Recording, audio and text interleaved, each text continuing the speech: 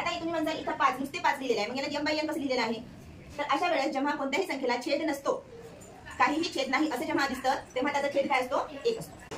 नमस्कार विद्यार्थी मित्रांनो, आज आपण भाग 2 मधील परिमेय संख्या व त्यावरील क्रिया हा घटक बघणार आहोत. तर सुरुवातीला परिमेय संख्या म्हणजे काय हे बघण्यासाठी आपण काही उदाहरण घेऊ. आपल्याला संख्येचे प्रकार माहिती आहेत. तर पहा इथे नैसर्गिक संख्या, पूर्ण संख्या, पूर्णांक संख्या आणि परिमेय संख्या असे संख्येचे प्रकार आहेत. आता नैसर्गिक संख्या कोणत्या संख्यांना म्हणतात? ज्या संख्यांना आपण 1, 2, 3 किंवा वस्तू मोजण्यासाठी ज्या संख्या वापरतो आपण त्यांना काय म्हणतात? नैसर्गिक संख्या म्हणतात. इथे लिहूया आपण नैसर्गिक संख्या कोणत्या? मग 1, 2, 3 पासून ते अनंत पर्यंत आपण ह्या संख्या मोजू शकत नाही, हो की नाही? नैसर्गिक संख्या आपण मोजू शकत नाही. त्यानंतर दुसरा गट जो आहे तो पूर्ण संख्येचा आहे. दुसरा गट जो आहे तो कशाचा गट आहे? पूर्ण संख्याचा गट आहे. आता पूर्ण संख्या कशाला म्हणायचं? मग ज्या संख्येमध्ये म्हणजे नैसर्गिक संख्या आणि शून्य, नैसर्गिक संख्येमध्ये जेव्हा आपण शून्य मिळवतो तेव्हा आणि त्याच्यापासून जो गट तयार होतो त्याला काय म्हणतात? पूर्ण संख्याचा गट, आहे की नाही? म्हणजे 0, 1, 2, 3. आता हे 1, 2, 3 पासून ते अनंतपर्यंत कोणत्या संख्येचा गट आहे? नैसर्गिक संख्येचा गट आहे. म्हणजे पूर्ण संख्येमध्ये कोण कोण आलंय? 0 आला आणि नैसर्गिक संख्या आली, आहे की नाही? 0 आणि नैसर्गिक संख्या यांचा समावेश ज्या गटामध्ये होतो त्याला काय म्हणता येईल? पूर्ण संख्या म्हणता येईल, हो की नाही? आता तिसरा जो संख्येचा प्रकार आहे तो कोणता आहे? पूर्णांक संख्या.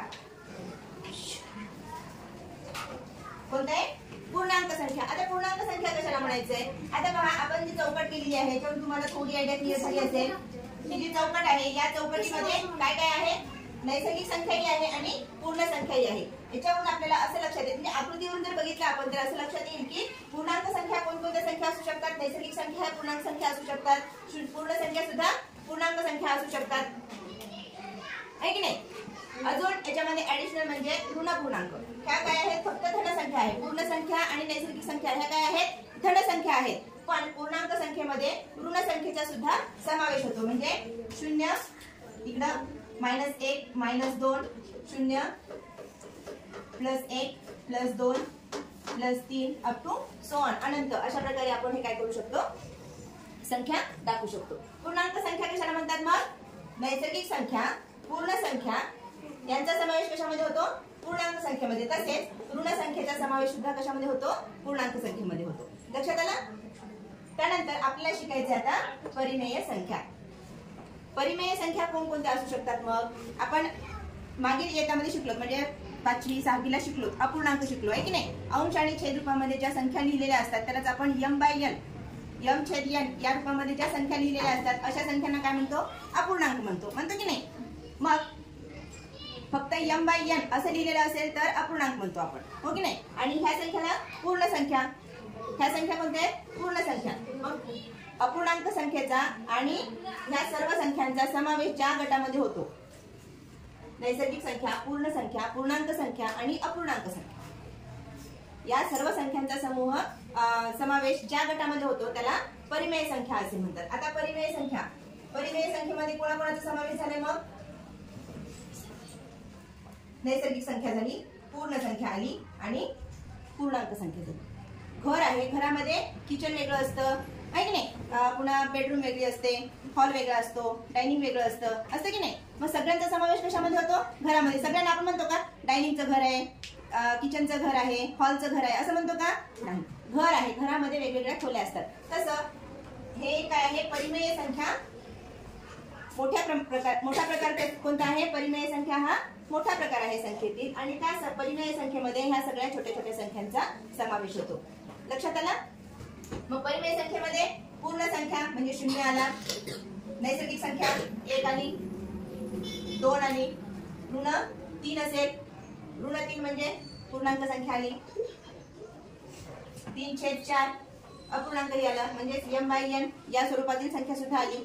अशा प्रकारच्या अनंत संख्या आपण परिमेय संख्या दाखवू शकतो, आहे की नाही? जसा पूर्णांक संख्या अनंत आहेत तशाच परिमेय संख्या सुद्धा अनंत आहे. आता इथे एक सारणी दिलेली आहे, ती सारणी आपण सोडून घेऊया. पहा, खालील सारणी पूर्ण करा. नैसर्गिक संख्या. आता ही नैसर्गिक संख्या आहे का? ऋण 3 नैसर्गिक संख्या आहे का? नाही. म्हणून इथं काय येईल आपल्याला? क्रॉस येईल. 3/5 ही नैसर्गिक संख्या आहे का? नाही. ऋण 17 नाही, म्हणून हे सुद्धा क्रॉस येईल. 5-11 ही सुद्धा नाही, कारण ही m बाय n च्या स्वरूपात दिलेली आहे, m छेद n च्या स्वरूपात दिलेली आहे, म्हणून ही सुद्धा नैसर्गिक संख्या नाही. आता हे 5 आहे. 5 ही नैसर्गिक संख्या आहे का? आहे. याला काय? ठीक आहे. पुन्हा पूर्णांक संख्या. पूर्णांक संख्या म्हणजे कोणकोणत्या संख्या? 0, धन पूर्णांक आणि ऋण संख्या, आहे की नाही? आता इथे ऋण 3 आहे, मग ही पूर्णांक संख्या होईल का? 3/5 ही पूर्णांक संख्या होईल का? ऋण 17 पूर्णांक संख्या होईल. ऋण 5/11 नाही, कारण m बाय n च्या स्वरूपात दिलेली आहे, 5 आहे. आता परिमेय संख्या. परिमेय संख्येमध्ये ऋण 3 चा समावेश होईल. 3/5 चा समावेश होईल. ऋण 17 यस. ऋण 5/11 ही सुद्धा आहे आणि 5 ही सुद्धा परिमेय संख्या आहे. यावरून आपल्याला संख्या कोणती संख्या कोणत्या गटामध्ये मोडते किंवा त्याला काय म्हणतात हे आपल्याला क्लिअर झालं. ठीक आहे. आता हे काय? परिमेय संख्या म्हणजे एक गोष्ट लक्षात ठेवायची, m छेद n या रूपामध्ये लिहिलेली असते. आता तुम्ही म्हणताल इथं 5 नुसते 5 लिहिलेले आहे, मग याला m बाय n कसं लिहिलेलं आहे? तर अशा वेळेस जेव्हा कोणत्याही संख्येला छेद नसतो, काहीही छेद नाही असं जेव्हा दिसतं, तेव्हा त्याचा छेद काय असतो? 1 असतो. प्रत्येक वेळी जेव्हा छेद नसतो तेव्हा त्याचा छेद